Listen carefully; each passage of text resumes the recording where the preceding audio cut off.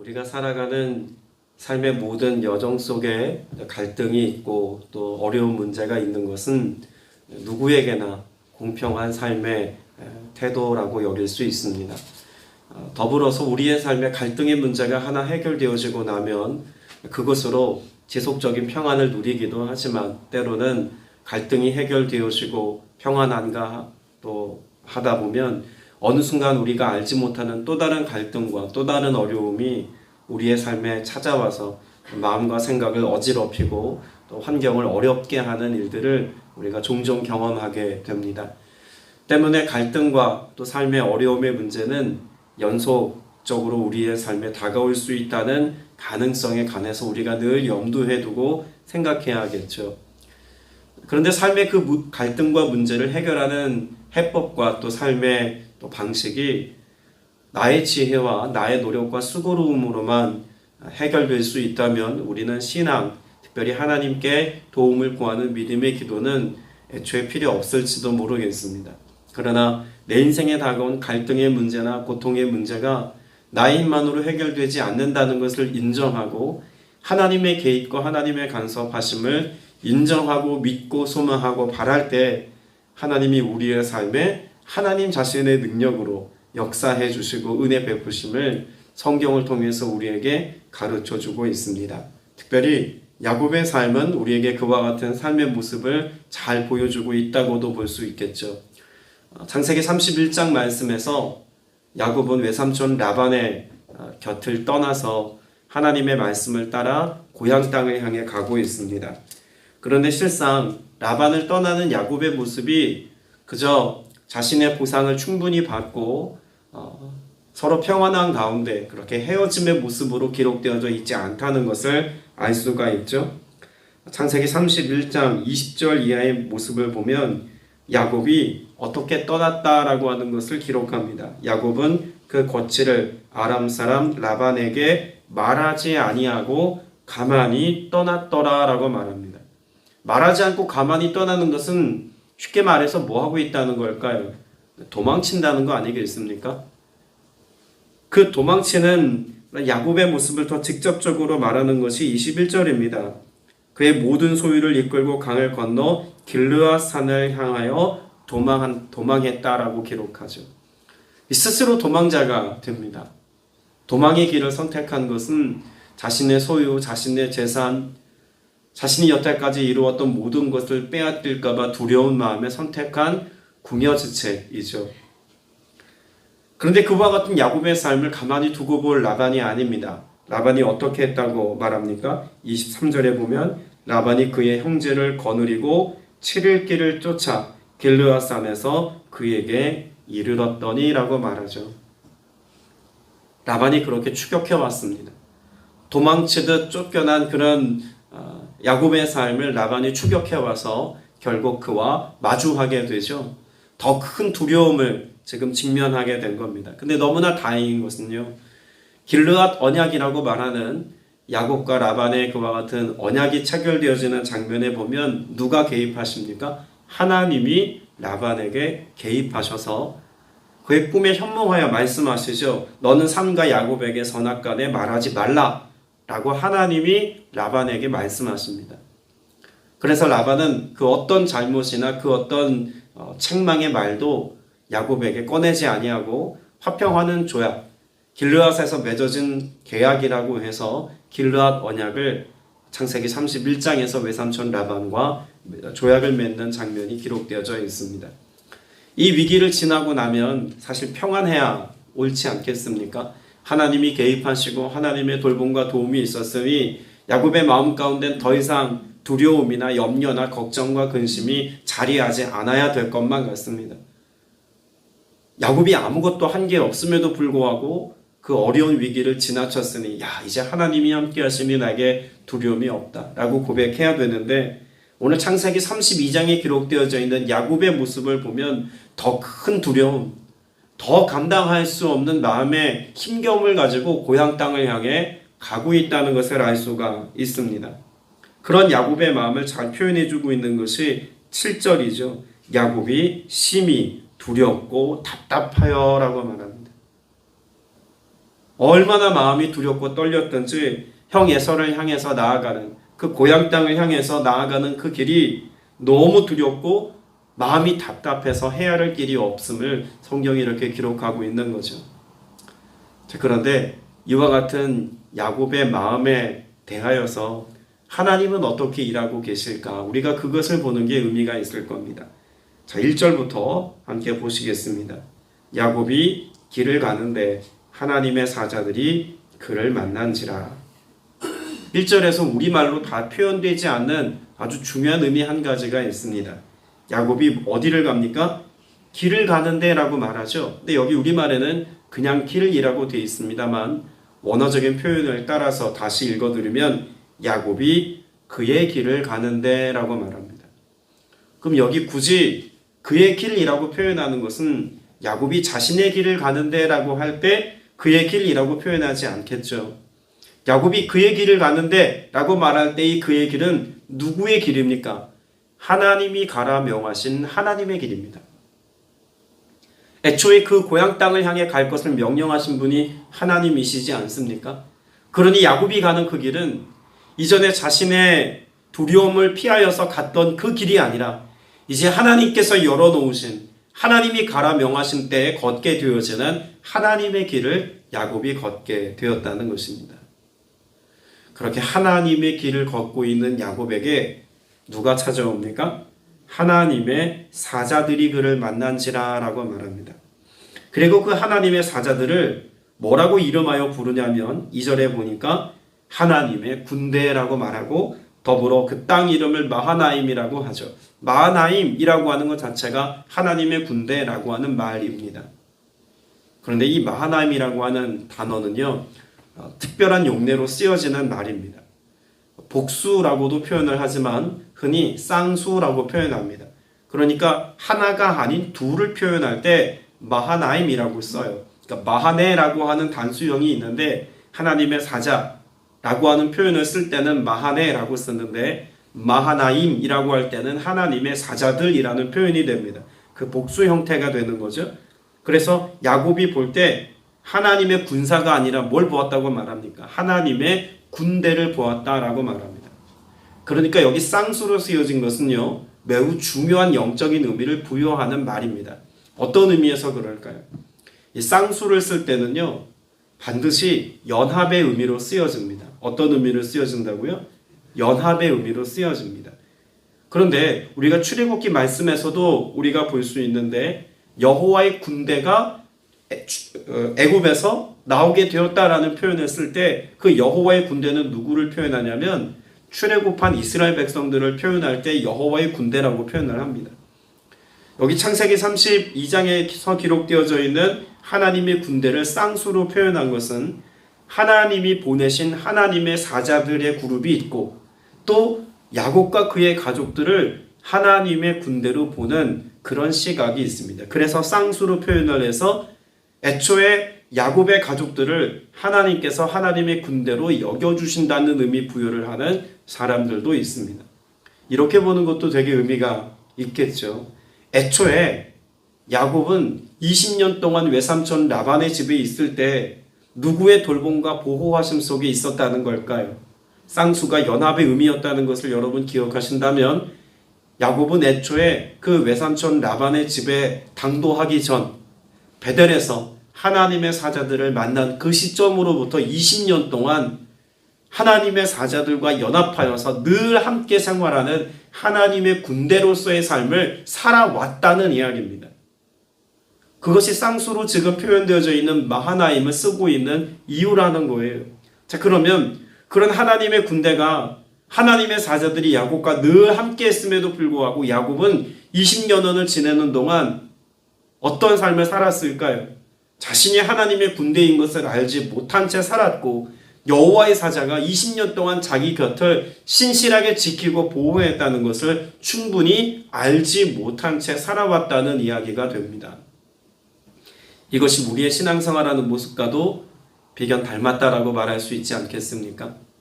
성령께서 예수를 그리스도로 믿고 구원받은 하나님의 자녀들의 삶 가운데 늘 함께 계시기를 원하시고 또 지금도 우리의 삶에 신실하게 일하기를 원하시지만 우리의 삶은 마치 하나님이 계시지 않는 것처럼 성령께서 오늘도 우리의 삶에 역사하심에도 불구하고 그 도움을 구하지 않는 것처럼 살아가는 인생길을 우리가 살 수도 있다는 이야기입니다. 나의 정체성이 하나님의 관점에서는 하나님의 사자들과 연합된 하나님의 군대라고 여겨져 살아가고 있음에도 불구하고 내 스스로 나를 정의하기는 그저 죽은 자와 같은 삶을 살아가는 인생이라고, 아무런 희망과 소망도 없는 인생이라고 스스로를 그렇게 낙인 찍고 살아가는 삶을 살고 있는지도 모르겠습니다. 적어도 여기 계신 분들 가운데는 그런 분이 한 분도 없기를 소망합니다.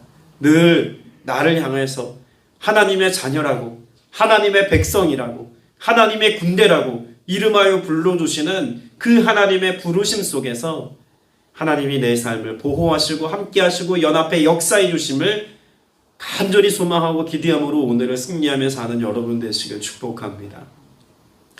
어떤 분들의 경우는 이 야곱과 그 가족들을 여호와의 군대로 보지 않는 경우도 있습니다. 애초에 하나님의 사자들이라고 하는 표현 그 자체와 같이 하나님의 사자들이 그렇게 두 때로 나뉘어서 두 진영으로 야곱의 가족들을 맞이하고 있다라고 보는 경우도 있습니다. 그렇게 보는 것도 매우 의미가 있습니다. 어떤 점에서 그럴까요? 오늘 말씀해 보면 두 때라고 하는 표현이 자주 등장합니다.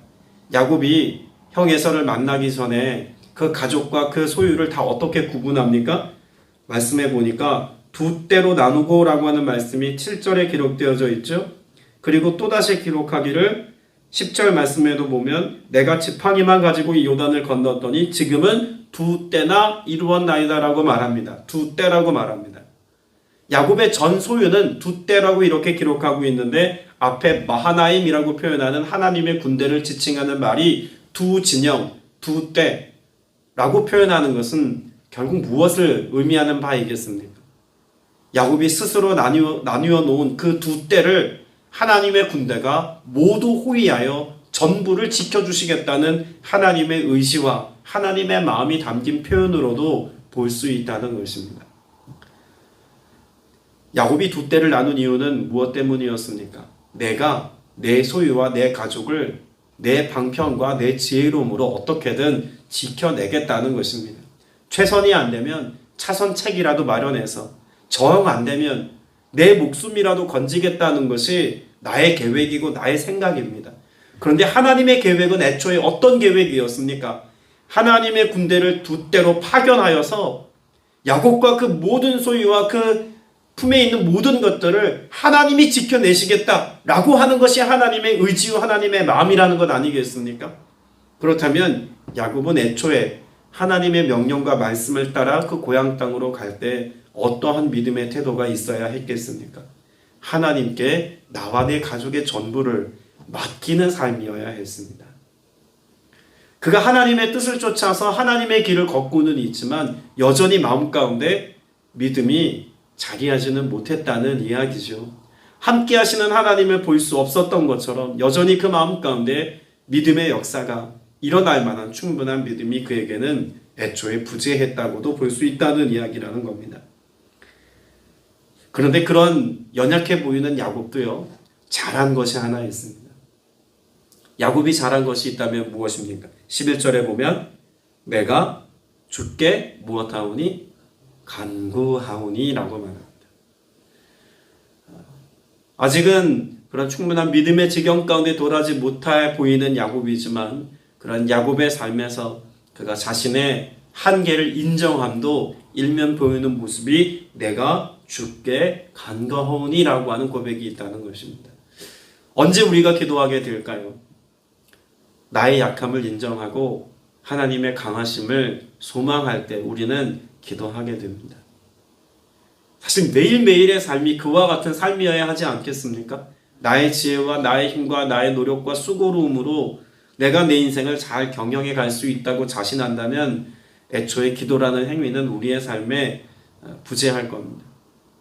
왕이신 하나님 앞에서 내 삶의 주인 되신 하나님의 주권을 인정하는 삶을 살아갈 때 내 인생의 주인 되신 예수 그리스도 앞에 내 삶의 전부를 내어 맡길 때 우리는 비로소 기도하고 하나님 앞에서의 삶을 살고자 한다는 것입니다.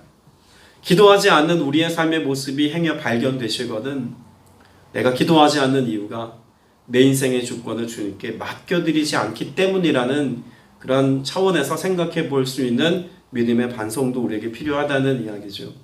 이 아침에 여러분의 기도가 하나님 앞에 순전하고 온전한 기도이기를 바랍니다. 그래서 내가 하나님께 철저히 나를 맡겼을 때 나를 보호하시는 하나님의 돌봄과 은혜를 우리가 누려야 될 줄로 믿습니다. 야곱이 주께 간구하오니의 고백을 11절에서 고백하고 있는데 그가 그렇게 간구하고 있는 이유를 이렇게 설명하죠. 내가 그를 두려워함은 두려움 때문이라는 겁니다. 또 그 후반부에 보면 내 처자들을 칠까 겁이 나기 때문입니다 라고 고백합니다. 우리는 두려움과 직면하죠. 겁에 질린 아이처럼 내 인생에서 어떤 인생의 문제를 만나면 그렇게 새파랗게 질린 얼굴로 아연칠색함이 오늘을 살아갈 수도 있습니다. 그러나 그런 우리의 삶을 하나님이 아시고 하나님이 보십니다. 우리가 이 장면에서요, 우리가 읽은 창세기 32장 1절부터 12절 말씀에서 굉장히 아이러니한 모습 한 가지를 우리는 발견할 수 있어야 합니다. 1절과 2절에 보면 야곱이 하나님의 사자들을 만나고 하나님의 군대라고 지금 칭하지 않습니까? 그러면 저 같다면 제가 지금 길을 가고 있는데 하나님의 길을 가고 있는데 하나님의 군대를 만나면 아 하나님의 군대가 저기 있구나 그냥 그렇게 보고 지나치지 않을 겁니다. 내 삶의 어려움의 문제들을 이 하나님의 군대를 찾아가 하나님의 군대 장관과 이 문제를 논의하고 어떻게 해결할까를 그 앞에서 다루어 보지 않겠습니까? 하나님의 군대를 발견했다면 어떻게든 하나님의 군대와 조우해서 하나님의 군대와 함께 가는 길을 선택할 겁니다. 그런데 32장 1절로 2절까지는 하나님의 사자들, 하나님의 군대를 보았다고는 말하고 있지만 하나님의 군대의 직접적인 도움을 그가 청하거나 바라고 있지 않는 모습이 아이러니합니다. 오히려 누구에게 도움을 구하고 있을까요? 3절 말씀에 보면 에서에게 지금 사자를 보냅니다. 3절 4절에 보면 사자를 보내며 뭐라고 말합니까? 주의 종 야곱이 이같이 말하기를 내가 라반과 함께 거류하며 지금까지 머물러 있었사오며 라고 말합니다. 그래서 3절 4절 이하에 보면 자기 형편, 자기의 소유 이 모든 지금까지의 삶의 이야기들을 에서에게 가서 고백하지 않습니까? 누구의 도움을 구하는 겁니까? 누구의 자비를 구하는 걸까요? 에서의 자비를 구하고 에서의 도움을 구하고 있는 겁니다. 그래서 실제적으로 5절에 보면 내 주께 은혜 받기를 원하나이다 라고 말할 때 이 주라는 표현은 누구를 지칭하는 말입니까? 에서를 지칭하는 말입니다. 지금 누구에게 은혜를 구해야 옳다고 우리가 봐야 합니까? 하나님의 군대를 만났다면 하나님의 군대의 도움을 받거나 하나님의 도움을 그가 실질적으로 갈망하는 마음이 그 마음의 중심에 견고하게 있어야 한다는 이야기예요. 그런데도 에서의 은혜를 구하고 에서의 도움을 구하고 에서를 주라고 고백하는 야곱의 마음 가운데는 내 눈앞에 있는 현실의 문제, 나를 죽일 수 있는 군사 400명을 거느리고 지금 자신을 어떠한 이유에서 마중 나오는지 알지 못하는 그런 에서와의 관계를 두려워해서 지금 에서의 도움을 구하고 있다는 거죠. 우리의 삶의 모습을 닮았다고 또 말할 수 있는 것이 바로 이와 같은 모습 아닙니까? 하나님의 은혜도 구하고 하나님께 기도도 하지만 그러나 애초에 우리의 마음 가운데는 그 삶의 도움을 사람에게서 혹은 환경에게서 내 소유에서 그 무엇에서 찾으려고 하는 우리 인간적인 노력과 태도가 여전히 우리의 삶에 있기 때문에 야곱과 우리의 모습이 닮았다는 겁니다.